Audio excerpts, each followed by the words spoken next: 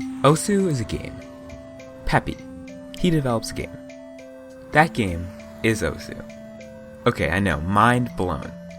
But we sort of take for granted the game works, especially since the development team is exceptionally small for the size of the game. This is mainly because nothing ever goes wrong. Well, except the one time it did. This is...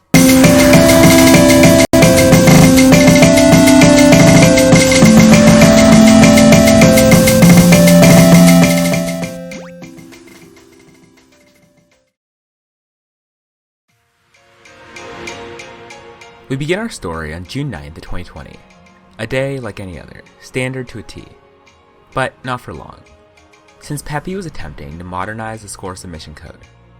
This kind of development likely isn't too out of the ordinary, and as long as no mistakes were made, the game would continue running as usual with little notice. But since I'm talking about it, obviously that didn't happen. Because this time, he accidentally left in some debug code in the version he rolled out to the stable release, which caused every single score in the game to submit under his name. Every score submitting under one person is, well, not a good thing. But luckily, since there are countermeasures in place against changes that do catastrophic things like this, everyone's scores were only submitted under him for 70 seconds. This is an exceptionally short period of time. Nothing could possibly happen, right? Well, no. A lot can happen. A whole lot.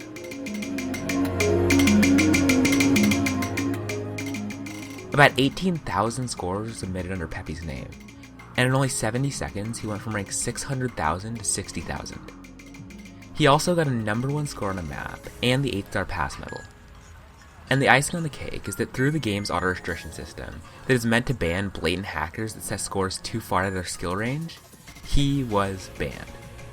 This meant that he'd accidentally stolen at least a few thousand PP, and at least one #1 score from players who'd submitted during that time. But in a pretty crazy turn of events, the guy who got the #1 was actually able to replicate his score on the same day, and Peppy was unbanned, giving this story a pretty perfect conclusion.